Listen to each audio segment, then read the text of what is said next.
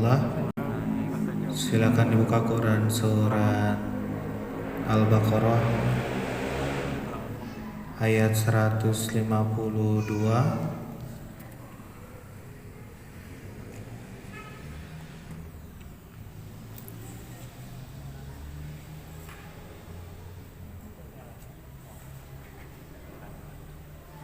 Kita baca sampai 157.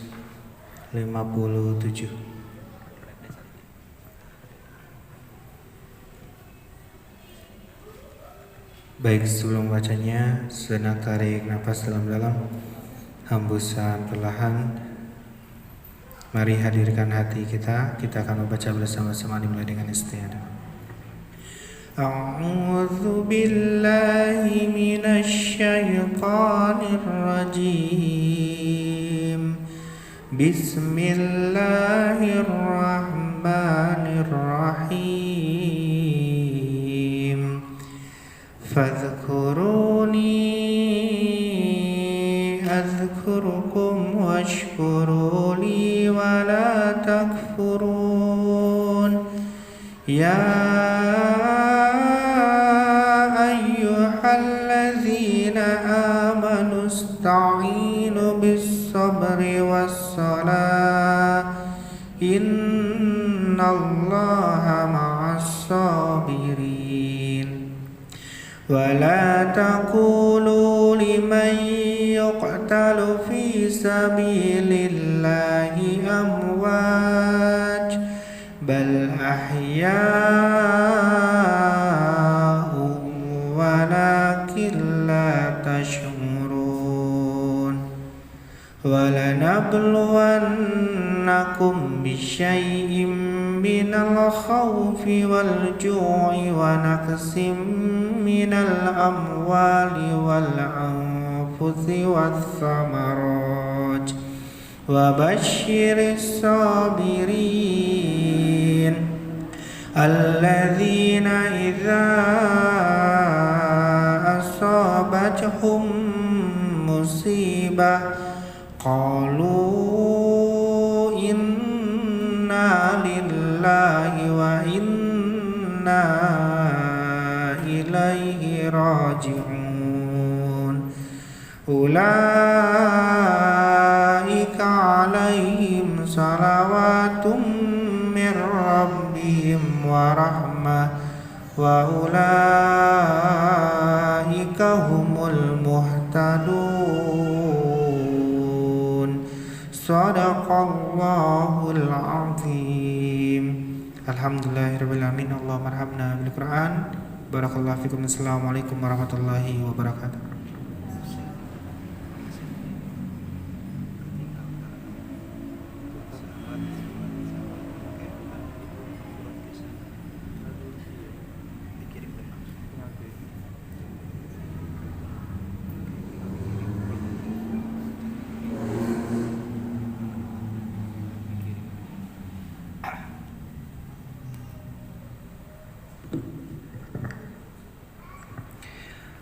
Alhamdulillahirrabbilalamin. Allahumma arhamna bil Qur'an.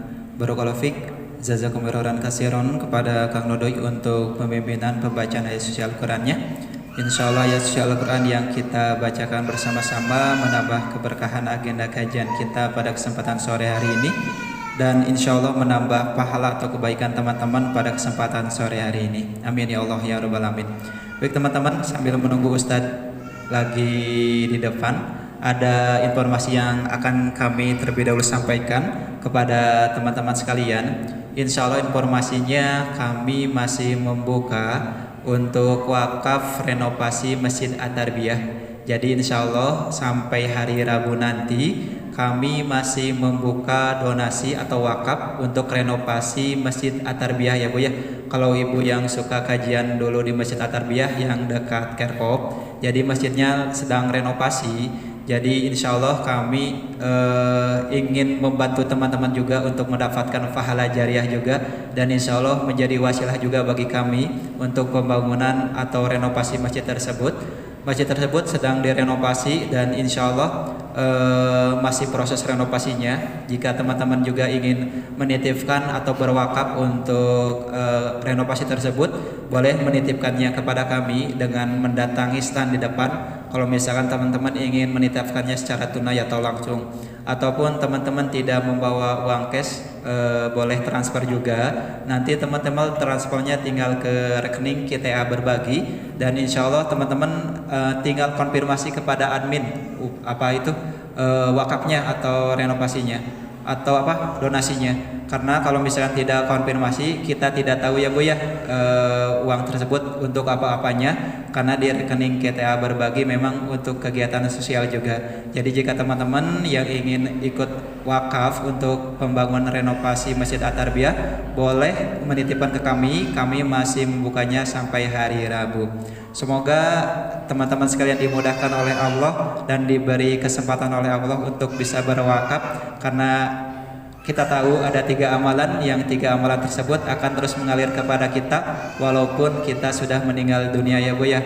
Yang pertama yaitu ilmu yang bermanfaat. Semoga dengan kita datang setiap hari ke majelis ilmu ini, kita mendapatkan ilmu yang bermanfaat, dan ketika ilmu tersebut bermanfaat, insya Allah walaupun kita sudah meninggal dunia, ilmu itu akan mengalir kebaikannya kepada kita. Yang kedua yaitu sedekah jariyah. Nah, untuk wakaf ini insya Allah masuknya ke sedekah jariyah ya Bu ya.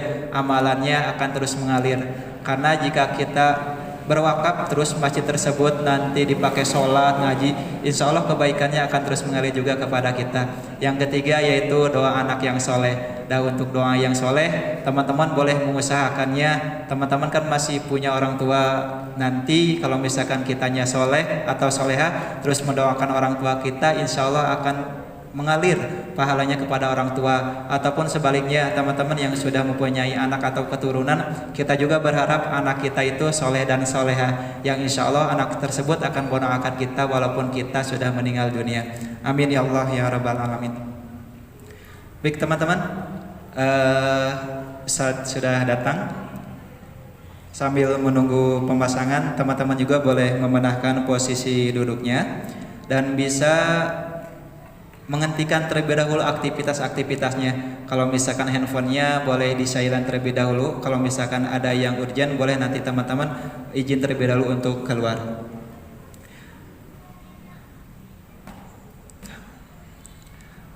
Baik teman-teman sekalian yang dirahmati oleh Allah, tiba saatnya kita ke acara yang utama, yaitu penyampaian materi yang akan disampaikan oleh Ustadz Dadian Robi Rahman MA. Kepadanya kami persilahkan.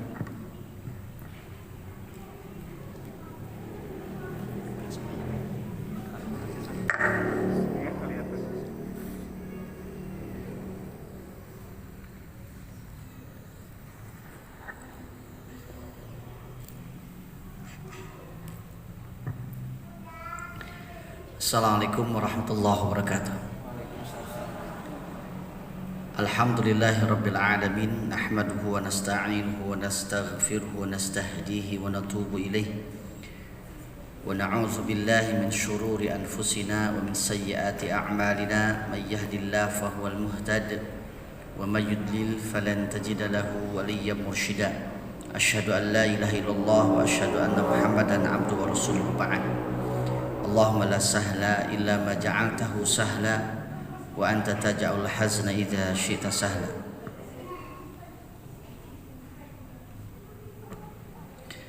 Ikhwatu iman, para bapak, para ibu rahimakumullah, alhamdulillah, bersyukur atas nikmat Allah Subhanahu wa taala pada kesempatan sore ini.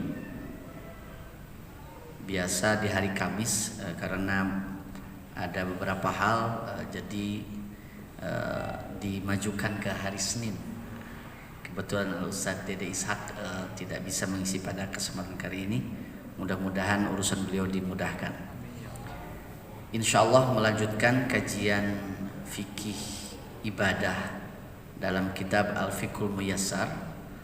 Tiba kita pada pembahasan masih kitabus sholat di bab yang kelima, yaitu ahkamul janaiz, fi sholatil janazah wa ahkamul janaiz, tentang sholat jenazah dan hukum-hukum jenazah. Karena sholat jenazah itu bagian daripada hukum jenazah. Jadi saya beri judul kajian kita Ahkamul Janaiz, hukum-hukum jenazah. Sebetulnya kalau membaca kitab yang disusun oleh Imam Nasiruddin Al-Albani rahimahullah, beliau membahas tersendiri Ahkamul Janaiz ini. Jadi kalau ini Al-Fiqhul Muyassar fi Dhail Kitab Sunnah yang disusun oleh para ulama, maka Syekh Nasiruddin Al-Albani hampir setebal ini juga khusus membahas Ahkamul Janaiz, ya, hukum-hukum jenazah. Jadi kalau di sini sangat ringkas sekali dan kita mengikuti kajian yang disampaikan oleh para ulama, ya, nukhbatun minal ulama di dalam kitab ini, insyaallah. Sebelumnya apa itu jenazah mungkin sudah mafhum karena ini juga menjadi bahasa kita, ya, jadi resapan dalam bahasa Indonesia. Jenazah itu dari kata al-janazah atau al-jinazah. Jenazah itu artinya al-mayyit, ya, mayyit, orang yang sudah wafat. Orang yang sudah wafat, orang yang sudah mati. Wafat bahasa Arab, mati juga bahasa Arab. Ada bedanya. Nabi Isa sudah mati belum? Belum sudah? Sudah. Belum. Sudah wafat? Belum. Di dalam Al-Qur'an Nabi Isa mengatakan falamma tawaffaitani, maka ketika engkau telah mewafatkan aku, sudah wafat. Tapi belum mati. Mati itu kullu nafsin za'iqatul maut, setiap nafs mengalami mati. Mati itu terpisahnya ruh dan jasad. Nabi Isa alaihissalam ruh dan jasadnya sudah terpisah. Sudah belum? Nabi Isa ruh dan jasadnya sudah terpisah belum? Belum. Maka beliau belum mati. Tapi sudah wafat. Sudah wafat. Wafat itu sudah tidak ada di dunia ini, tetapi nanti akan diturunkan kembali ke dunia ini. Jadi ada ungkapan firman Allah falamma tawaffaitani, maka ketika engkau telah mewafatkan aku. Nah, jadi sudah tidak ada di dunia. Betul, memang sudah tidak ada di dunia. Nabi Isa sudah ada di langit sana, dan Nabi Muhammad SAW bertemu dengan Nabi Isa ketika Mi'raj, ya, ketika Mi'raj bersama Nabi Adam, kemudian dan Nabi yang lainnya, ya, ketika Mi'raj. Baik, nah jenazah ini al-janazah itu nama lain dari kata al-mayyit, ya, ismun lil mayyit, sebuah nama untuk orang yang sudah mati. Nah, di mana mati itu berlaku kepada ruh, kepada jasad. Kepada jasad. Bukan. Mati itu berlaku kepada ruh, bukan. Mati itu berlaku kepada nafs. Kullu nafsin za'iqatul maut, setiap nafs akan mengalami mati. Mati itu adalah ruh dipisahkan dari jasadnya, itu mati. Jadi ruhnya ke alam kubur, jasadnya jadi mayit, jadi jenazah kemana? Dikubur, di kuburan. Kalau ruh ke al-qabr, kalau jasad ke al-maqbarah. Ada kuburan, ada alam kubur, itu sesuatu yang berbeda. Baik, sepertinya tentang nomenklatur apa itu jenazah jelas lah, ya. Kalau dalam bahasa binatang apa? Bangkai. Bangkainya begitu kira-kira. Nah, berbicara tentang hukum jenazah, ternyata di dalam sistematika pembahasan di dalam Al-Fiqhul Muyassar ini ada setidaknya 6 kajian tentang hukum jenazah. Yang pertama tentang memandikan jenazah, yang kedua tentang mengafani jenazah, yang ketiga menyolatkan jenazah, yang keempat mengantarkan jenazah, yang kelima menguburkan jenazah, dan yang keenam takziah. Ya, jadi ada 6 pembahasan. Saya tidak yakin ini akan beres dalam satu pertemuan, bahkan tidak yakin beres dalam 2 pertemuan. Jadi mohon izin mungkin nanti Kang Dodo, ya, ini bisa dikupas dalam mungkin 3 pertemuan lah, ya, seperti itu. Baik, Di masing-masing pembahasan memandikan, kita mengikuti sistematik pembahasan kitab ini saja ya, tidak terlalu detail sekali. Di dalam memandikan itu ada hukum memandikan, kaifiat memandikan, dan yang berhak memandikan. Ada 3 pembahasan dalam kitab ini. Yang kedua dalam mengafani, ada pembahasan hukum mengafani dan kaifiat tata cara mengafani. Yang ketiga menyolatkan, ada 4 kajian, ada hukum menyolatkan, ada syarat dan rukun menyolatkan, ada waktu menyolatkan, dan tata cara kaifiat menyolatkan. Mengantarkan, ada hukum memanggul, mohon maaf, ada pembahasan tentang memanggul hamlul jenazah, memanggul jenazah, ada juga as-sair, berjalan ketika memanggul jenazah. Pemanggulnya seperti apa jalannya, yang mengantarkannya juga seperti apa, di depankah, di belakangkah, di kanankah, di kirikah. Itu juga ada bahas khusus tentang mengantar jenazah. Menguburkan, ada sifat menguburkan, ada sunnah-sunnah yang berhubungan dengan menguburkan, tidak asal-asal. Menguburkan jenazah itu banyak sekali bahasannya. Bahkan Rasulullah kadang bertanya dulu, yang mau turun itu semalam berhubungan tidak? Yang berhubungan semalam tidak boleh turun ke bawah. Sampai begitu. Jadi ada sunnah-sunnah yang harus diperhatikan ketika menguburkan. Dan kemudian yang terakhir tentang takziah, melayat keluarga yang sedang berkabung, begitu ya.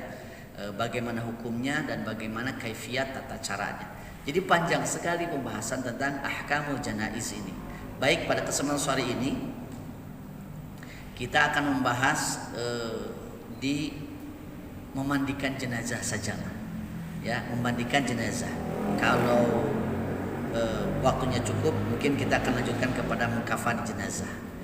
Al-ghuslu atau ghuslul janazah atau ghuslul janazah, memandikan jenazah. Yang pertama tentang hukum memandikan jenazah. Hukum di dalam fikih itu ada wajib, ada sunnah, ada haram, ada makruh, ada mubah.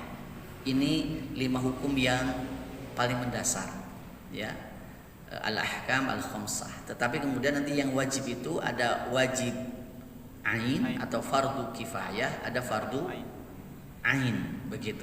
Nah, kalau mandi jenazah ini hukumnya apa? Kita berangkat dari hadis di dalam riwayat Sahih Muslim dari Abdullah bin Abbas radhiyallahu anhu. Dikatakan oleh Ibnu Abbas, anna rajulan aw qasadhu rahilatuhu wa huwa muhrim famat. Ada seorang laki-laki, kata Ibnu Abbas, jatuh dari kendaraannya, dari untanya ketika dia sedang ihram melaksanakan ibadah haji. Pas jatuh terinjak unta sampai wafat, ya. Ada yang jatuh sampai lehernya patah gitu kan. Intinya wafat, famata, mati. Faqala Rasulullah sallallahu alaihi wasallam, maka Rasulullah bersabda, irsiluhu bima'in wa sidrin wa kaffinu fi thawbaihi wa la tukhammiru ra'sah wa la wajhah fa inna yub'atsu yaumil qiyamah mulabbiyan.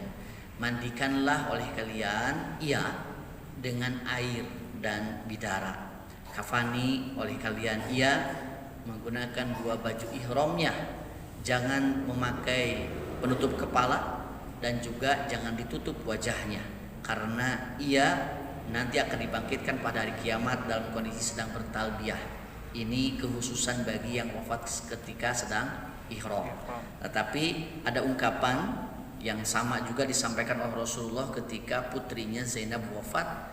Rasulullah menyuruh para sahabat istri untuk iksilnaha thalasan al khamsan aw sab'ah. Mandikanlah dia 3 kali atau 5 kali atau 7 kali.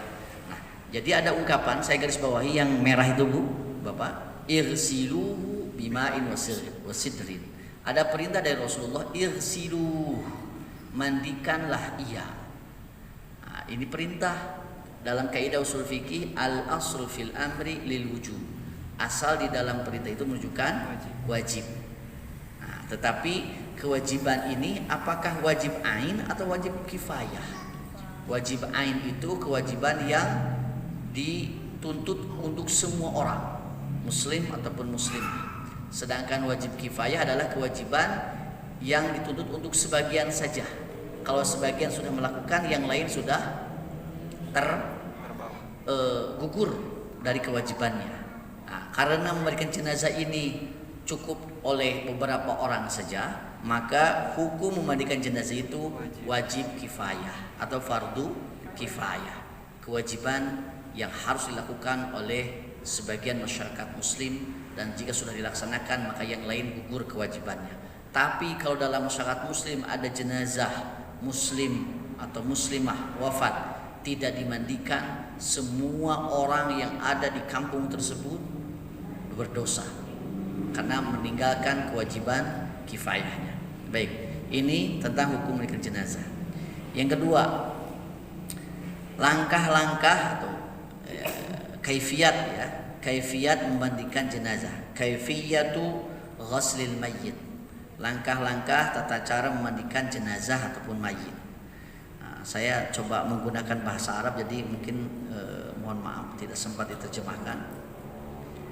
Ini langkah-langkah dari awal ya. Fil bidayah, pertama kali ketika mau memandikan jenazah itu, tentulah jenazah itu ditempatkan di tempat pemandian. Posisinya bisa menggunakan alat memandikan ya, atau juga biasanya kalau di tempat kita ada orang kemudian duduk selonjor, kemudian si jenazah disimpan di sini, dan itu lebih gampang untuk membolak-balikan ya, untuk membolak-balikan. Tetapi kalau ada alat yang bisa digunakan untuk memandikan seperti alat khusus, itu lebih baik karena tidak menggunakan banyak orang, begitu ya. Nah, seperti itu. Nah, baik, ini ceritanya sudah disiapkan untuk dimandikan, airnya sudah disiapkan dan sebagainya. Tentulah pakai air kalau mandi ya. Fil bidayah yatimu ikhrajul mutawaffa min jami' malabisihi ma'al muhafadhah ala adami idharil aurah wa ala idharil aurah. Pertama kali pastikan orang yang wafat itu kan pakai baju. Bajunya dilepas. Bagaimana melepasnya? Melepas baju dari orang yang sudah wafat harus seperti kita melepaskan dari orang yang masih hidup. Maksudnya apa? Ulah, jangan keras-keras. Jadi harus lembut. Kenapa? Kata Rasulullah, mematahkan tulang jenazah sama dengan mematahkan orang yang masih hidup. Jadi dosa. Tidak boleh ada yang disakiti. Jadi pelan. Kalau seandainya tidak bisa dilepaskan dari tangannya, digunting saja. Silakan gunting seperlunya. Tetapi ma'al muhafadhah ala adami idharil aurah. Pastikan dijaga untuk jangan sampai auratnya terbuka. Ya, aurat terbuka. Wa auratul rajul minas sarrah ila rukbah. Aurat laki-laki dari pusar sampai lutut, maka ini harus tertutup. Wa auratul mar'ah lil mar'ah aidan min sarrah lil rukbah. Dalam kondisi jenazah perempuan pun sama, ya, beda dengan masih hidup. Kalau masih hidup kan semua badan ibu, perempuan kan aurat. Kalau memandikan cukup dari dari minas sarrah ila rukbah, ya, sama bagian tengahnya itu. Fayajibu ayyatimma wad'u min syafatin aw khita'in ala hadil juz'i tiwalal ghusli wa adami idharihi. Pastikan ketika memandikan itu dari perut sampai lutut itu ada kain yang menutupinya. Pakai handuk lah. Pakai handuk tutupi atau kain yang menutupinya, ya. Kalau perempuan ya sebaiknya lah dari bagian dada sampai lutut itu tertutupi, gitu kan. Laki-laki dari perut sampai lutut tertutupi. Ini jangan sampai terbuka meskipun sudah jadi jenazah. Nah, jadi tetap aurat itu dipastikan tertutup. Kabayang ibunya, Bapak ya? Ya, baik. Yang kedua, ba'da zalik ta'ti marhalatul istinja. Setelah itu, maka proses selanjutnya adalah istinja. Mencebokinya. Ya, membersihkan kotoran bagian depan dan juga bagian belakang. Istinja. ya, terutama bagian belakangnya. Fayatimmu raf'ul mayit hatta yaqtariba min julusihi wa yatimmu dagtu ala batnihi bi raf'in li ikhraji ay syai'in muta'alliqin fil ma'iddah. Nah, di sini boleh ketika mau istinja ini diurut dari perut menuju ke bagian belakang, tapi bukan dipijit dengan keras. Birifqin, ya, dengan halus saja. Jadi sekeluarnya saja. Hanya diurut dengan halus. Kalau keluar, ya bersihkan yang keluar. Kalau tidak usah. Kemudian sampai dipijit sampai keras sekali. Sekali lagi ada hadis dari Rasulullah, menyakiti jenazah sama dengan menyakiti ketika dia masih hidup. Ibu kalau dipijit sampai keras supaya ini sakit, tidak. Kalau sakit jangan menyakiti itu. Jadi birifqin, dengan lembut saja. Ketika dipijit halus, keluar bersihkan. Kalau tidak keluar, ya cebokin seadanya saja. Yang pasti bagian depan, bagian belakang itu dibersihkan. Wa ba'da dzalik yaqumul muksilu bi ghuslin makhrijiyatin. Setelah itu maka yang memandikan itu mencuci yang keluar, ya, dari depan ataupun dari belakang, cebokinlah sampai bersih. Wala yahillu ayyakuma bi ghusliha biyadihi mubasyaratan. Tapi pastikan ketika nyebok jangan langsung pakai tangan ini tanpa ada kain. Harus memakai kain. Sebaiknya pakai apa? Kaos tangan, ya, yang dari karet gitu, ya. Itu lebih utama. Ya, kalau tidak ada pakai kaos tangan dari kain, sapu tangan atau kain lah. Jadi jangan sampai langsung bersentuhan ini dengan aurat jenazah. Tidak, tetapi harus ada penghalangnya, begitu ya. Jadi la yahil bahasanya, tidak halal yang memandikan mencuci dengan tangannya mubasyarah langsung, tidak boleh. Tapi harus ada penghalangnya. Walakin yajibu ayyakuna fi yadihi khirqah aw qitnah aw qumasyah yaqum bi ghuslin makhrijiyatin biha. Tetapi mesti ada penghalang semacam sapu tangan, kaos tangan dan lain sebagainya ketika mencuci apa yang keluar dari bagian belakang terutama, ya. Bagian depan atau bagian depan dicuci dengan kaos tangan lah setidaknya, ya, atau sapu tangan. Baik, itu yang kedua. Yang ketiga, langkah yang ketiga, al-khutwatus tsalitsa fi tagsil mayyit hiya wudu'uh. Memandikan mayit itu selanjutnya jangan langsung menyiramkan air, tidak, tetapi cuci anggota wudunya. Jadi sekali lagi, setelah dicuci kotorannya, kemaluan dan bagian belakangnya, selanjutnya cuci anggota wudunya, wudu ussolah, sebagaimana anggota wudu untuk sholat. Ma'a mura'ati alla yadkhulal ma' ila famihi wala anfi. Tapi pastikan dijaga jangan sampai ada air yang masuk ke mulut ataupun ke hidung.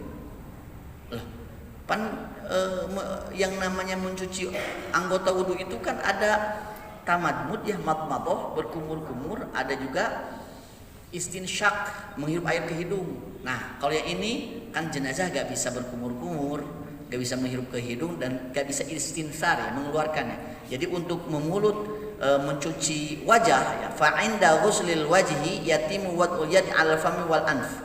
Maka ketika mencuci wajah, si tangan ini pastikan menutup bagian hidung dan bagian mulutnya. Jangan sampai air ketika diguyurkan dicuci wajah kemudian masuk seperti itu.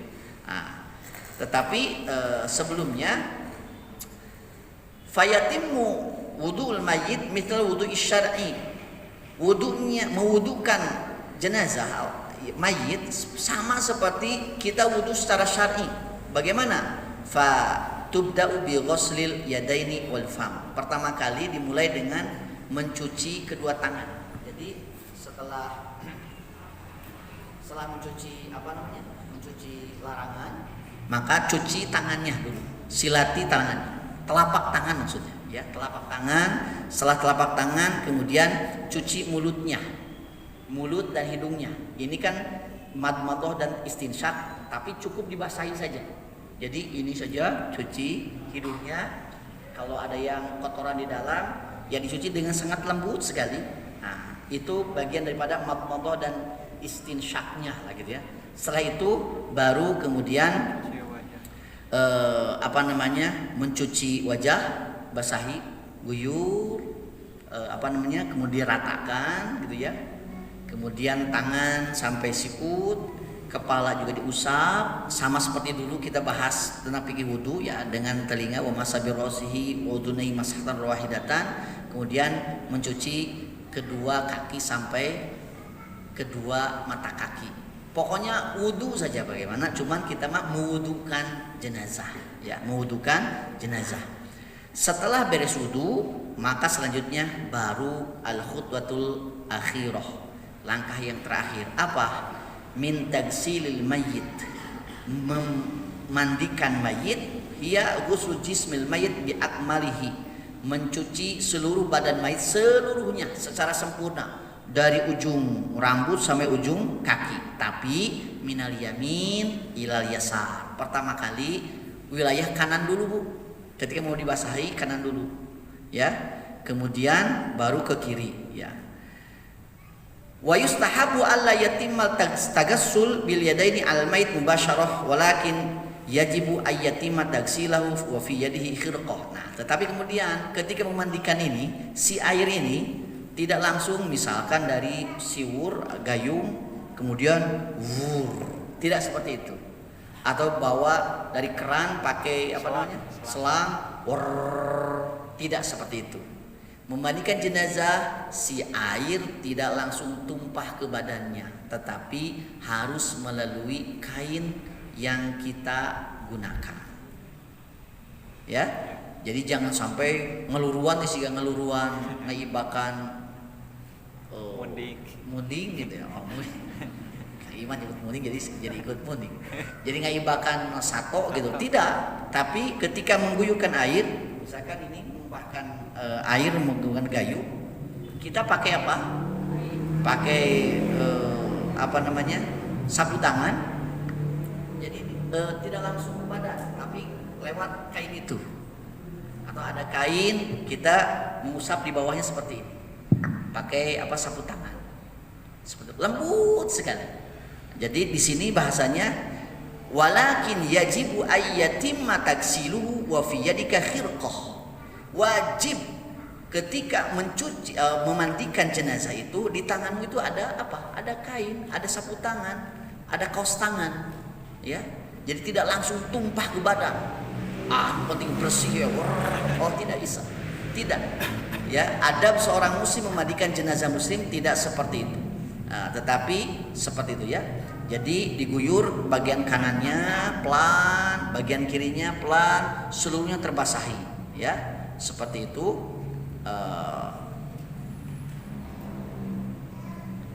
Payagsilu bil ma'i wasidri. Maaf.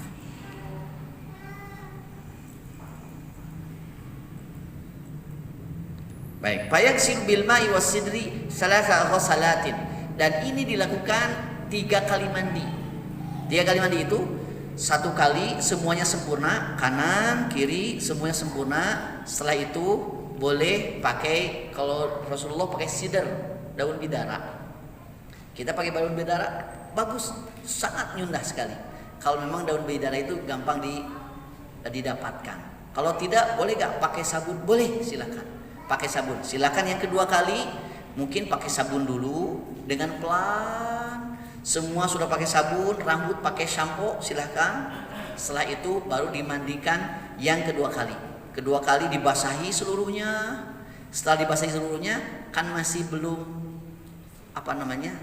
seset gitu ya, masih belum bersih betul. Setelah itu dibersihkan yang ketiga kali. Minimal memandikan jenazah itu 3 kali. Tidak boleh kurang dari 3 kali. 2 kali juga udah bersih, tidak boleh. Minimal 3 kali. 1 merata dari ujung rambut sampai ujung kaki. Setelah itu pakai sabun, kemudian diguyur lagi dengan air dengan sangat rata 2 kali. Tidak cukup di sini, harus 3 kali. Setelah 3 kali dirasa cukup. Tapi fa in kana al-mayyitu fi hajatin ila al-mazidi minan nadhafah, apabila mayit ini butuh dibersihkan kembali karena belum seset, kita katakan belum bersih, maka yatimu ghusluhu khamsah. Maka kalau mau ditambah tidak cukup 4 kali, Bu, tapi harus 5 kali. Jadi minimal 3 kali. Kalau tidak cukup bersih dengan 3 kali, maka selanjutnya berapa kali? 5 kali. Tidak boleh 4 kali, 5 kali. Berarti yang keempat kali diguyur dengan sempurna. Setelah itu yang kelima kali. Seandainya wa in ihtajal mazidu yatimu ghusluhu sab'ah. Kalau 5 kali dirasa belum bersih juga, 5 kali belum bersih, maka silakan ditambah. Tapi nambahnya bukan 6 kali, tapi 7 kali. Jadi hitungannya ganjil. 3 kali atau 5 kali atau 7 kali. Nah, ini syariat. Harus seperti ini, harus seperti ini. Inilah syariat. Ya, tidak boleh ditambah, tidak boleh dikurangi. Jadi harus betul-betul hati-hati. Hatta yatimma nadhafatahu tamaman, sehingga kebersihannya sempurna secara tamam, ya, sangat sempurna, bersih sekali. Wa fil ghuslatil akhirah yatimu wad'ul kafur fil ma, dan memandikan yang terakhir kali itu silakan disimpan kafur kepada air. Maksudnya apa? Pewangi, ya, diberi pewangi. Nah, boleh dengan sabun cukup, boleh cukup. Tapi kalau mau pakai, kita mau pakai apa namanya? Pewangi khusus buat jenazah itu kamper. Pakai kamper silahkan. Pakai parfum silahkan. Tidak jadi masalah. Ya, parfum yang kita gunakan tidak jadi masalah. Jadi itu dalam bahasa dalil al-kafur, ya, kafur untuk pewangi jenazah. Ini langkah memandikan jenazah. Seharusnya langsung praktek, ya. Dan banyak sekali problem di masyarakat kita, terutama di perkotaan. Kadang memandikan jenazah itu Pak alim-alim gitu. Padahal majlis taklim di sana ada, ibu-ibu majlis taklimnya banyak, bapak-bapak juga ada. Tapi ketika ada yang wafat, tetap manggil tim ini, ya, tim yang memandikan. Nah, ini harus dibiasakan karena ini kewajiban kifayah bagi kita. Jadi siapa nanti yang berhak memandikan? Nah, disinilah, ya. Nah, ini gambaran, ya, bagi jenazah laki-laki lah. Sebetulnya ada gambar-gambar yang memang bisa dipraktekkan untuk melihat itu. Bahkan nanti ibu lah bisa lihat di channel YouTube kaifiyat cara memandikan jenazah sunnah sesuai dengan tadi yang saya sampaikan. Ini kan hanya kajian teoritis sajalah, ya, seperti itu. Nah, baik. Nah, sekarang siapa yang berhak memandikan? Apakah semua orang bisa memandikan jenazah? Ya, bisa. Tetapi ada ketentuannya, ya, ada ketentuannya. Semua orang yang ada di sini harus bisa memandikan jenazah? Ya, wajib, harus. Karena ini wajib kifayah. Oleh karena itu saya katakan wajib. Meskipun wajibnya wajib kifayah, ya. Dan wajib kifayah itu kan tidak bisa mengandalkan seseorang. Di satu kampung yang biasa memandikan jenazah 5 orang itu. Bagaimana kalau yang 5 orang ini sedang safar, sebagian sedang sakit, tidak ada, kan repot, ya.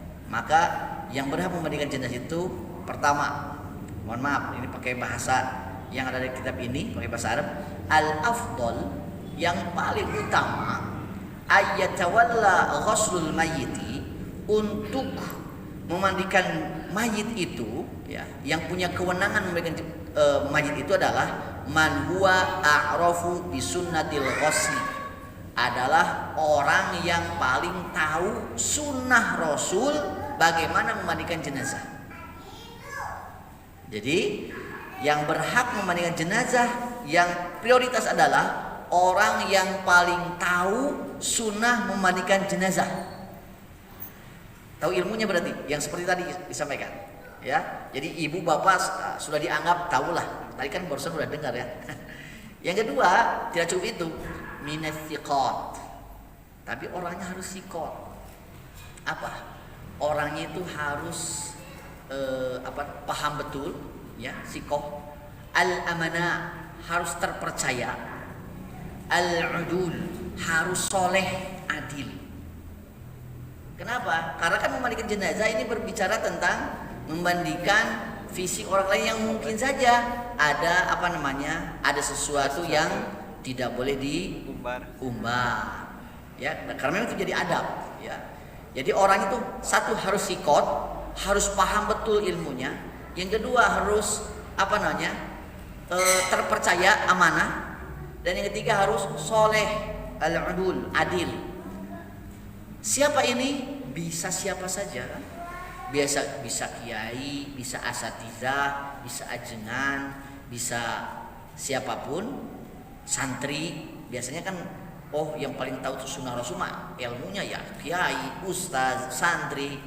Tetapi kita pun ya bagi para ibu, para bapak sekalipun, la siyama min ahli wa aqaribihi, apalagi kalau orang yang tahu bagaimana cara memandikan jenazah itu adalah keluarganya ataupun kerabatnya, ini lebih prioritas.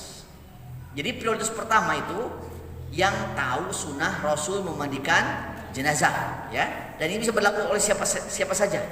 Terlebih siapa? Keluarga. Jadi kalau seandainya ada yang paham memandikan jenazah, tetangga paham, santri di sana paham, yang mondok di sana paham, ustadz di sana paham, tapi keluarga juga paham. Siapa yang didahulukan? Keluarga. Itu yang lebih prioritas, ya. Tetapi biar lebih ini ada ustadz sajalah yang memandu satu orang, yang lainnya timnya dari keluarga. Itu sangat bagus sekali. Nah, ini dijelaskan di poin yang selanjutnya, yang kedua. Aulan nasi bi ghaslihi wasiyuh. Orang yang paling berhak memandikan jenazah adalah wasinya. Siapa wasi? Alladzi awsa ayaghsilahu. Orang yang diberi wasiat untuk memandikan jenazahnya. Kan bisa jadi kan ada gini. Nanti bapak kalau wafat mau dimandikan oleh Ustaz Fulan. Ustaz, omatnya abdi mahmun maut hoyong diibakan ke ustaz. Ini wasi ini.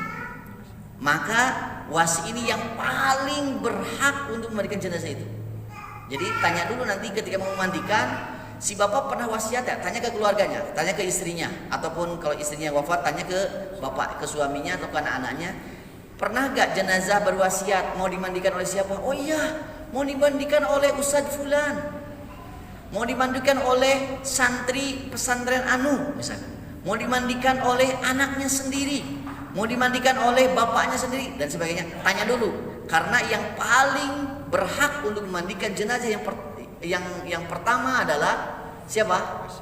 Wasinya, orang yang diberi wasiat. Tapi cek dulu, orang yang diberi wasiat ini paham nggak sunnah memandikan jenazah? Kalau paham, ini adalah prioritas, ya.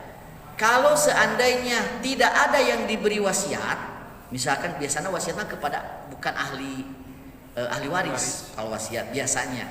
Jadi bapak mau dimandikan oleh ajengan fulan misalkan, oleh ibu fulanah. Nah, itu wasi.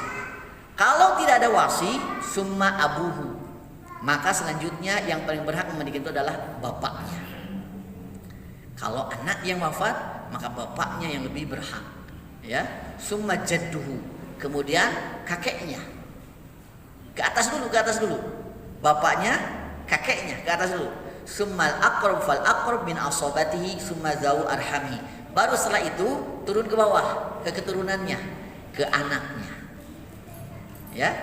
Jadi yang berhak memandikan itu pertama kali siapa? Bapaknya. Siapa? Bapaknya. Wasinya. Wasi. Kalau tidak ada wasi, mana ke bapak. Kemudian kakek. Baru turun ke bawah, ke anak. Kalau anak. Ya, ke anak, ke cucu, ke bawah lah. Nah, itu fal aqrab. Terus sumadzau arhami, kemudian kepada kerabat nasabnya, rahimnya. ke adiknya, ke kakaknya, pokoknya ke kerabat keluarganya, dia lebih dekat.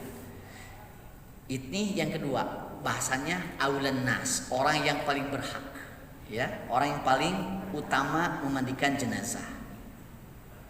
Yang ketiga, yajibu ayyatawalla ghuslat dzakari ar-rijal wa unsa an-nisa. Wajib, ini catat, wajib.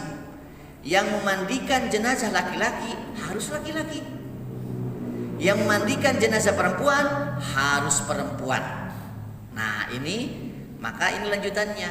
Kalau seandainya wasi tidak ada misalkan, kemudian maksud yang beri wasiat tidak ada, kemudian ayahnya, aduh saya mah gak bisa, anaknya, aduh saya mah gak bisa, bagaimana memandikan jenazah itu, adiknya adiknya kakaknya, keluarganya gak ada yang bisa, takut salah, ya sudah, mandikan oleh yang tahu. Siapa? Oleh asatidzah, oleh santri, oleh kiai, oleh siapapun yang paham sunnah memandikan jenazah. Tetapi kalau jenazahnya laki-laki harus oleh laki-laki lagi.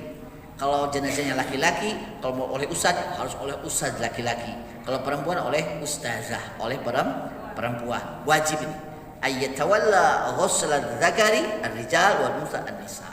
Laki-laki oleh laki-laki, jenazah perempuan oleh perempuan. Wa yustasna, tapi dikecualikan. Apa itu? Wa yustasna min zalika, dikecualikan dari hal itu az-zaujan, suami istri. Bagaimana? Fa innahu likulli wahidin minhuma ghuslal akhar. Kalau suami istri boleh jenazah istri dimandikan oleh suaminya, jenazah suami dimandikan oleh istrinya, boleh. Bagaimana kalau bapak oleh anak perempuannya? Tidak boleh. Ya, bapak dimandikan oleh anak perempuan tidak boleh, kecuali hanya untuk suami istri saja. Bagaimana kalau anak perempuan yang sudah dewasa oleh bapaknya? Tidak boleh. Harus oleh perempuan lagi, oleh ibunya atau oleh neneknya atau oleh anak perempuannya, tidak boleh oleh anak laki-lakinya. Ya, ibu dimandikan oleh anak laki, tidak boleh. Harus oleh perempuan lagi, kecuali hanya satu saja, suami istri saja. Suami oleh istrinya, istri oleh suaminya, itu boleh. Kenapa? Karena Rasulullah Shallallahu Alaihi Wasallam beliau mengatakan kepada Siti Aisyah, ini di dalam hadis riwayat Ibnu Majah, hadisnya sahih, diterima dari Siti Aisyah radhiyallahu anha. Lau mitti qabli la ghasaltuki wa kafantuki. Wahai Aisyah, kalau engkau nanti wafat duluan sebelum aku akan memandikanmu dan aku akan mengkafanimu. Ini Nabi Muhammad langsung kepada Siti Aisyah. Tetapi kan Nabi Muhammad wafat duluan, ya. Tetapi ketika putrinya Zainab wafat, apakah Nabi Muhammad memandikannya? Tidak. Nabi Muhammad menyuruh sahabat istri, igsilnaha salasan au khamsa au sab'an. Mandikanlah ia 3 kali atau 5 kali atau 7 kali. Nabi Muhammad menyuruh kalau putrinya. Tapi kalau istrinya, wahai Aisyah istriku, kalau engkau wafat duluan, aku akan memandikanmu dan aku yang akan mengkafanimu. Termasuk wa ghasalat Asma'u bintu Umais zaujaha Abu Bakar As-Siddiq. Termasuk Asma binti Umais, istrinya Abu Bakar. Beliau memandikan jenazah Abu Bakar, suaminya. Karena memang Abu Bakar juga berwasiat supaya nanti kalau aku wafat engkau mandikan jenazahku. Dan Asma memandikan jenazah Abu Bakar As-Siddiq karena menjadi wasi dari Abu Bakar yang ketika wafat ingin dimandikan oleh istrinya. Nah, seperti itu. Jadi ini pengecualian hanya untuk suami dan istri. Baik, yang keempat. La yusalu syahidul ma'rakah. Orang yang mati syahid di medan perang itu tidak dimandikan. Tidak dimandikan. Jadi yang syahid itu kan banyak, Ibu ya, Bapak. Yang syahid itu banyak. Kata Rasulullah, kalau yang mati syahid hanya di medan perang saja, idzan la qalil. Kalau begitu orang yang mati syahid itu sedikit sekali. Tidak, katanya. Al-butun syahid, orang yang mati karena sakit perut syahid.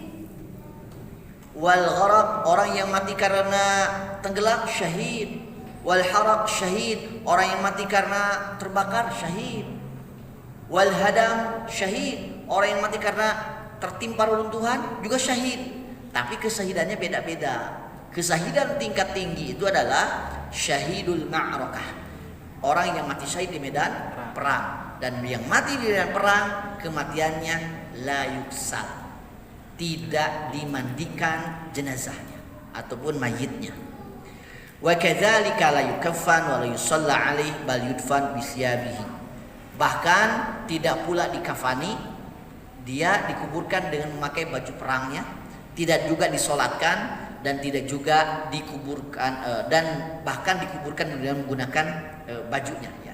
Seperti itu, tidak dikafani, tidak memakai baju kafan begitu. Ini keutamaan bagi orang yang mati syahid ya, karena itu akan menjadi bukti nanti. Tetapi boleh tidak disolatkan, nanti kita bahas dalam sholat jenazah ya. Jadi boleh orang yang mati syahid di medan perang boleh sholat, boleh. Seperti orang yang wafat masih kecil ya, masih bayi atau masih balita batita begitu, boleh kan disolatkan? Boleh, tapi tidak wajib ya, hukumnya sunnah nanti ya, tapi boleh. Tapi kita bahas di dalam sholat jenazah. Yang kelima, as-siqtu itu al-walad yasqutu min batni ummi. As-siqtu ma bayi yang gugur dalam perut ya, orang bayi yang wafat ketika masih dalam perut ibunya. Qabla tamamihi, sebelum sempurna. Ya, belum 9 bulan. Zakaran au unsa, baik laki-laki ataupun perempuan. Kan nanti kalau wafat kan otomatis bakal dioperasi Bu ya. Bakal dioperasi ya. Dikiret Bu ya. Dioperasi, diambil bayinya. Maka bagaimana? Nah, di sini ada ketentuan. Iza balagha arba'ata ashhurin ghusila wa kuffina wa sulliya alaihi li'annahu ba'da arba'ati ashhurin yakun insanan. Apabila bayi yang dikandung oleh ibu itu sudah 4 bulan sempurna, sudah ditiupkan ruh sebagaimana disebutkan di dalam hadis ya, maka bayinya itu kan nanti akan dikeluarkan. Maka bayinya ini dimandikan, dikafani dan disolatkan, meskipun hukum sholatnya sunnah bukan wajib. Kenapa? Karena kalau bayi yang dikandung sudah 4 bulan dan sudah tiup ruh, itu sudah menjadi insan, yakunu insanan, dia sudah menjadi manusia. Jadi tetap harus dimandikan, dikafani dan disolatkan ya. Dan sholatnya itu nanti doanya kan kepada orang tuanya ya, untuk orang tuanya. Dan dipastikan kalau ibu bapak punya anak wafat masih bayi dalam kandungan sudah 4 bulan atau sudah lahir langsung wafat atau masih kecil sudah wafat, dipastikan itu akan jadi investasi nanti di akhirat. Dipastikan. Kalau anak tumbuh besar sampai dewasa mah belum tentu jadi investasi positif. Bisa jadi investasi negatif itu. Bisa jadi gitu ya. Tapi kalau yang wafat masih kecil, apalagi kata Rasulullah kalau punya anak 3 wafat masih kecil sudah gitu. Itu sudah jadi tabungan bagi orang tuanya. Yantajiru fi babil jannah, dia menunggu di pintu surga, ya jurruhu ila jannah, dia akan menarik orang tuanya ke surga. Itu jadi investasi positif ya. Baik, ini orang-orang yang berhak membandikan jenazah ya. Bersambung karena sudah jam 5:15. Baik, saya kira kalau dilanjutkan juga ke bahasan mengkafani ini tidak akan mencukupi waktunya. Jadi kita simpan mengkafani, kemudian menyolatkan di pertemuan kedua, dan kemudian nanti mengantarkan, menguburkan dan takziah di pertemuan ketiga. Ini sepertinya harus di 3 sesi karena bahasanya cukup panjang. Baik, sementara itu yang bisa disampaikan tentang fikih memandikan jenazah ya, meskipun ini keluar dari kitabus shalah sebetulnya. Tetapi karena yang dibahas adalah ahkamul janaiz, maka memandikan jenazah ini wajib kita ketahui, kan menjadi fardu kifayah juga. Wallahu taala alam. Sementara itu yang bisa disampaikan, aqulu qouli hadza wa astaghfirullah li wa lakum. Assalamualaikum warahmatullahi wabarakatuh.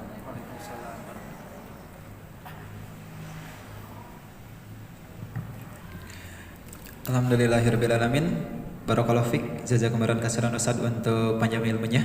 Insyaallah ilmunya menjadi yang bermanfaat bagi kita semua. Karena tadi sudah disampaikan untuk tema ini akan terus bersambung ya Ustaz ya. Apalagi kalau misal nanti di akhirnya setelah materi sudah selesai ada praktek secara langsung ya Bu ya. Lebih bagus ya. Nanti kalau misalkan ada relawan yang mau jadi mayitnya boleh hubungi ya Bu ya. Iya kan harus ada mayitnya ya Bu ya, biar kita bisa semua. Jadi kita tidak tidak kepada orang yang bisa aja, kita juga harus bisa ya Bu ya.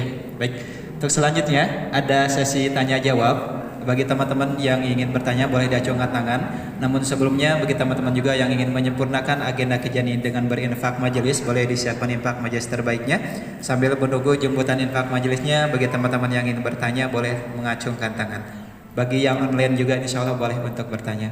Untuk penjemputan infak majelisnya bisa dimulai.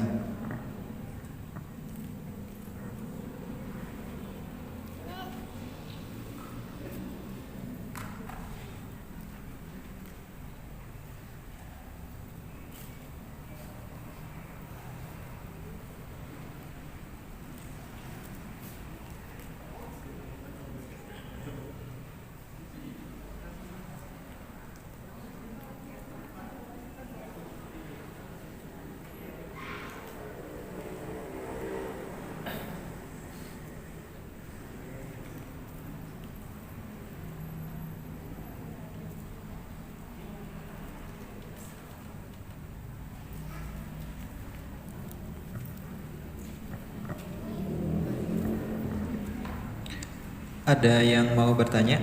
1, 2, boleh. Boleh tinggal mengacungkan tangan, nanti estafet ya Bu ya. Iya.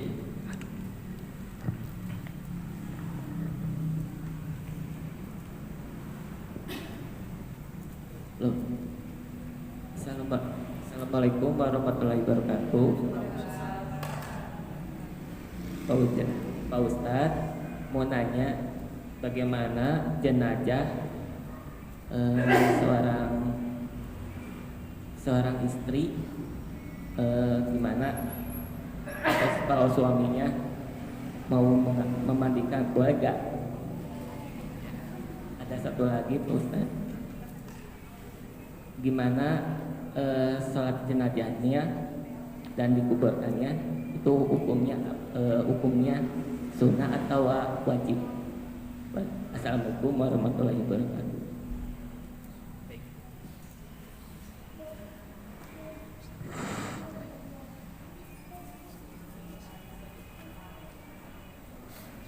Assalamualaikum warahmatullahi wabarakatuh. Saya ingin menanyakan yang positif corona itu ya Pak Ustadz ya. Yang ingin saya tanyakan, kan kalau saya dari rumah sakit langsung diberi di tempat tertentu ya. Kalau seandainya keluarga atau yang lainnya bermaksud ingin selama mengurus ya, tapi kan aturannya nggak boleh, itu pertanggungjawabannya gimana ya? Terima kasih.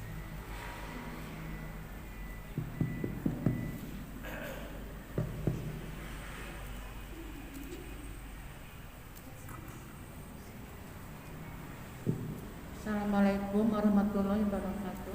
Pak Ustadz mau nanyain, biasanya kan kalau yang mandi biasanya bikin air hangat. Emang kalau untuk mayit harus air hangat apa air dingin? Terima kasih. Assalamualaikum warahmatullahi wabarakatuh.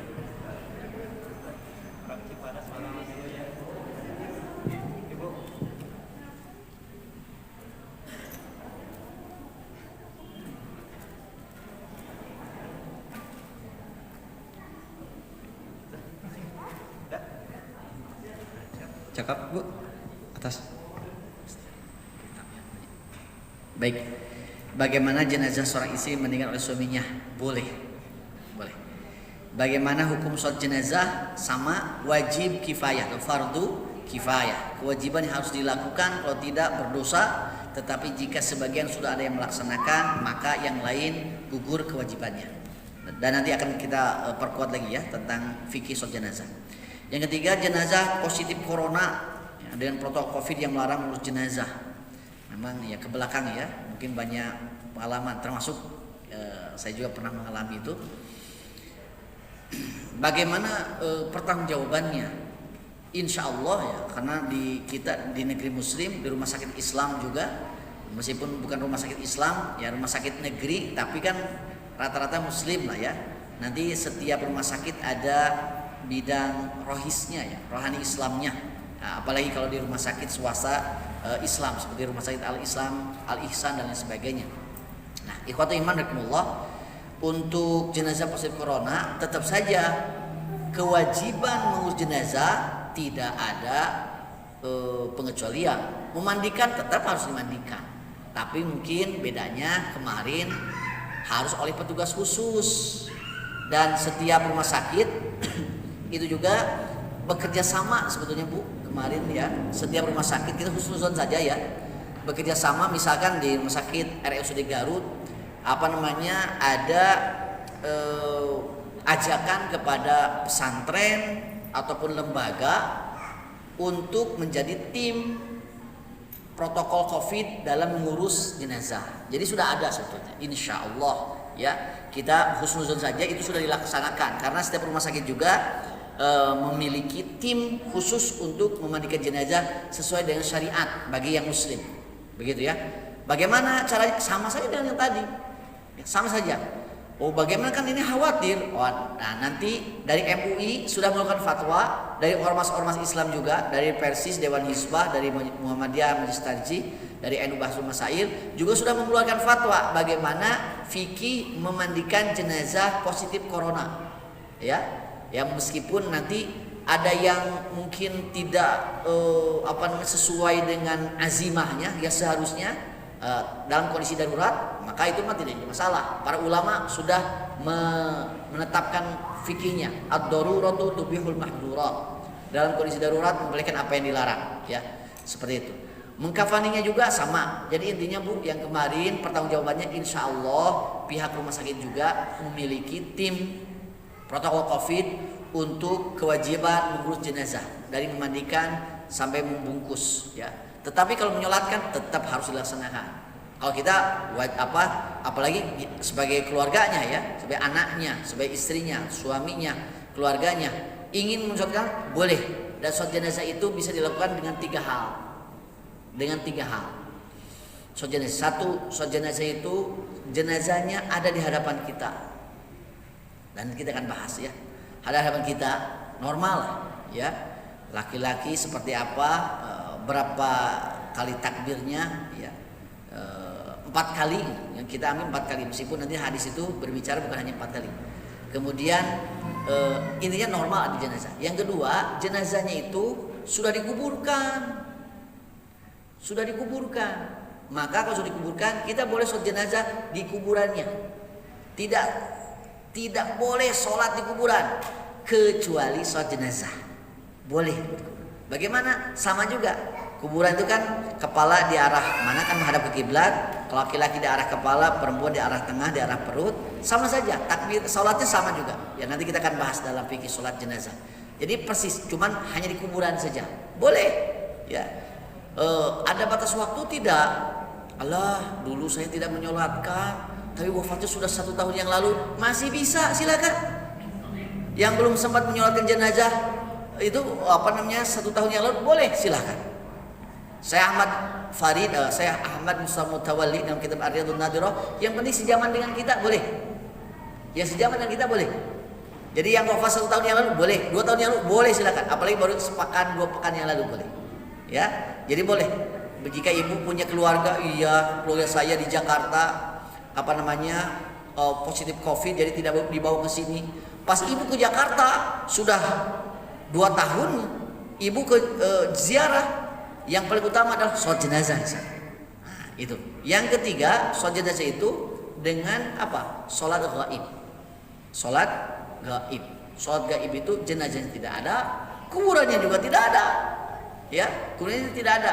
Ada dua ikhtilaf.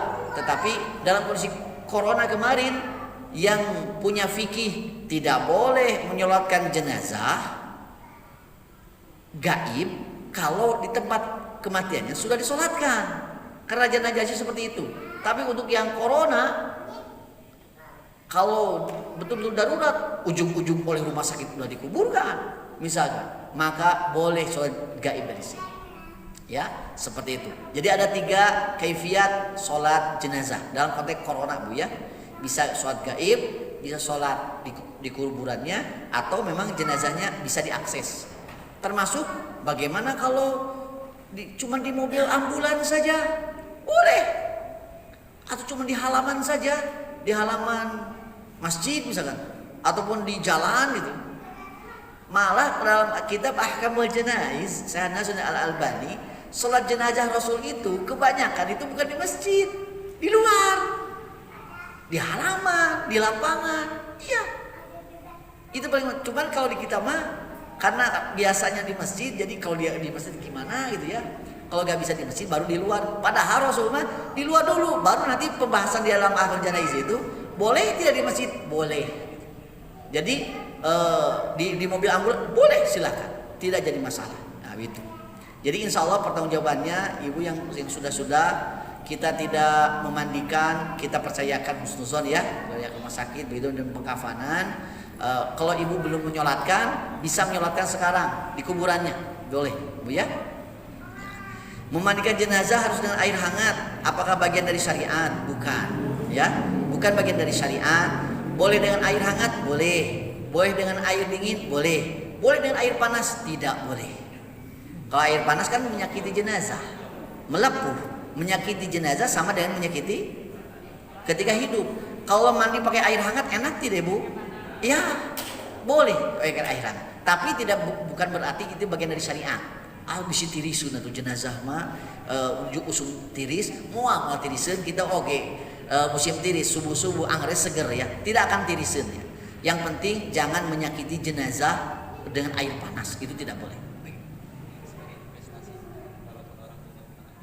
Baik, ada pertanyaan katanya, bagaimana anak yang wafat masih kecil, kan tadi disebutkan akan jadi investasi bagi orang tuanya. Bagaimana kalau orang tuanya bukan ahli surga? Ya, itu kan disyaratkan jadi investasi itu bagi orang tua yang memiliki akidah salimah, yang memiliki akidah tauhid, yang anak kecil itu kondisinya fitrah. Kullu mauludin yuladu 'alal fitrah. Setiap anak itu terlahir fitrah. Fitrah itu bertauhid, bersih dari kemusyrikan. Pasti dia jadi investasi. Tapi orang tuanya musyrik, bisa tidak jadi investasi? Tidak bisa, karena syaratnya itu. Seperti idza mata ibnu Adam in qata'a amalu illa min salatin. Apabila manusia mati akan terputus amalnya kecuali dari 3 hal. Shadaqah jariyah, amal ilmin yutafa'u bi, ilmu yang dimanfaatkan, waladin shalih yad'u lah, anak yang mendoakannya. Anak mendoakan orang tuanya, bisa sampai gak anak soleh ini bisa mendoakan orang tuanya bisa ditolong? Tidak bisa. Bagaimana kalau orang tuanya musyrik, kafir? Tidak bisa, karena itu jadi syarat apa? Satu akidah. Beda dengan orang tua pelaku maksiat. Kalau dia muslim, bertauhid, pelaku maksiat bisa ditolong oleh orang tuanya. Seperti Nabi Muhammad bisa menolong 2 muslim yang dikubur, kemudian ketika dikuburkan Rasulullah lewat ke kuburannya, kata Rasulullah, annahum yu'adzaban wa yu'adzaban min kabir. Sesungguhnya Nabi Muhammad dapat wahyu, jenazah yang dikuburkan di 2 kuburan ini sedang disiksa. Keduanya tidak disiksa dari dosa besar. Yang pertama suka gosip, adu domba, Iyas bin Namimah. Yang kedua tidak cebok dari buang air kecilnya, atau buang air kecil di mana saja. Ya la yasatil minal baul. Hanya itu. Tapi dia muslim. Maka Nabi Muhammad mengambil pelepah kurma yang masih basah, ditancapkan, kemudian Rasulullah berdoa, mudah-mudahan Allah meringankan siksanya sepanjang pelepah kurma ini masih basah. Masih bisa ditolong? Bisa. Bisa ditolong dengan sedekah jariyahnya, dengan ilmu yang dimanfaatkan oleh murid-muridnya, dengan anak soleh yang mendoakannya, tapi dengan satu syarat, dia muslim mukmin, dia seorang muwahhid, bukan musyrik, bukan kafir. Kalau akidahnya tidak sama ya tidak akan sampai ya. Gitu. Wallahu ta'ala alam. Sekian mungkin yang bisa disampaikan. Allahumma shalli wa sallim wa barik ala Muhammad. Allahumma rabbana atina fid dunya hasanah fil akhirati hasanah wa qina adzabannar. Aqulu qouli hadza wa astaghfirullah li wa lakum. Assalamualaikum warahmatullahi wabarakatuh. Alhamdulillahirrahmanirrahim. Teman-teman sekalian yang dirahmati oleh Allah, alhamdulillah agenda kajian dari awal sampai